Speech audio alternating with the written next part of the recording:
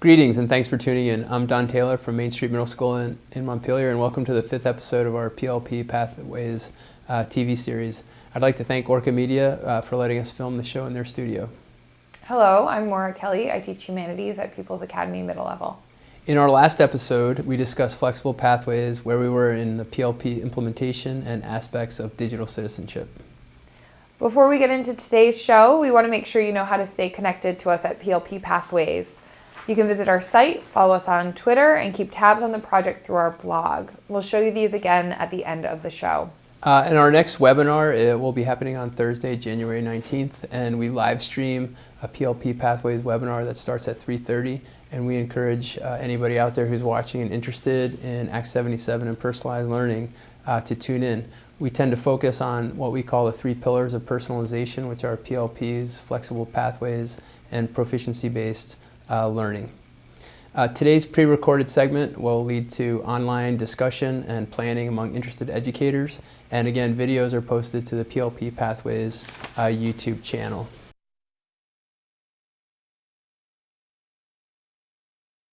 So speaking of the 3 pillars of personalized learning, we are going to discuss where we are in the PLP implementation process today a little bit. And then we'd also like to talk about professional learning networks.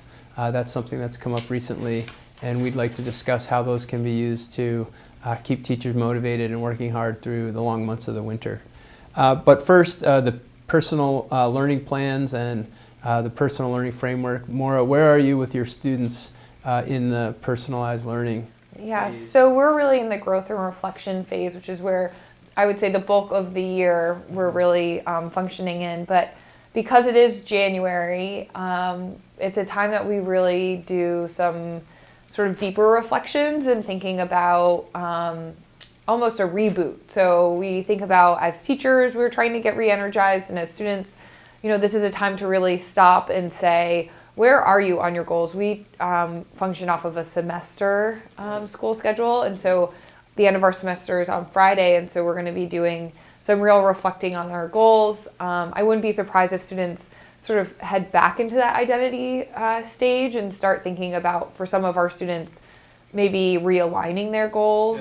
And also for some of our students, I know they're pretty close to that transfer, pretty close to meeting their goals that they set for themselves back in October. And so thinking about what's the next layer of challenge. We're in the same boat, so to speak. We're also in the growth and reflection phase, and kids have just finished a trimester. So we're on trimesters.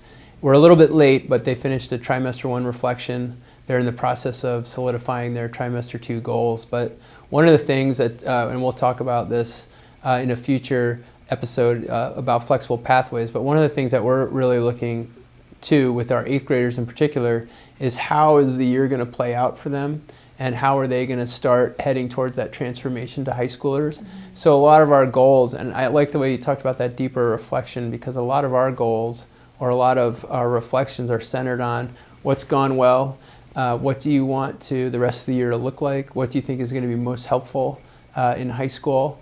And we're talking of things about leadership. We're looking at opportunities both in the classroom and outside of the classroom, where 8th graders can really sort of culminate their experience on our team. And in addition to that, we're starting to ask kids to generate multiple forms of evidence. You know, what are the different pieces of evidence that you can use to not only demonstrate how you've done over the last few months, but how your story, so to speak, is going to play out on our team. So it's kind of an interesting spot to be in. What are you doing in terms of the goal setting process? Are you still having kids, you know, set the same type of goals? Or what does that look like? So for this year, we have students setting their academic goals, and then we also have students setting sort of project goals based on our negotiated curriculum theme for the year. And so students set out with these project goals, and then sort of through discovery and through sort of their experiences with creative confidence and trying new things, many of them have sort of gone different paths to try and figure out what it is, how they really want to use their time. And so for our academic goals, I feel like we've been doing a really good job of finding that evidence, and for a lot of students it looks pretty similar. But then for those personal goals, we really have a wide spectrum of different things that students are doing, and we open it up to all the transferable skills for them to look at. And so we have students doing a variety of different things. Now, you mentioned, I heard something interesting, creative confidence. Yeah. Where is that language coming from, and where are you sort of deriving these different elements that, or these pieces of language that students can integrate into their goals? Creative confidence is something that I heard, I think, on a TED Talk. Yeah. And so it's not coming from our habits of work or scholarly habits. And it's just the idea of, when you see something that you want to try, and it's a lot of times in sort of creative fields, you have this goal and you know what you want it to look like. And then when you look at something that you're creating, you're not quite there yet. And so it's kind of the process of stumbling, but sticking with it. Yep. And so it really relates back to the growth mindset that we talk about a lot, not having it yet. And so that's interesting. And I also think we want to talk today just briefly about professional learning networks. And, talking to you on a regular basis gets me thinking about, creative confidence. That sounds like something I could bring into my classroom. What are you doing? It is January. We talk about it's a long road, the school year. What are you doing professionally to keep yourself energized and motivated and working hard at your craft? I think the best way to sort of keep going and staying energized is connecting with others and connecting with other educators. I know whenever we have our online webinars, I always leave feeling really energized and having lots of new ideas.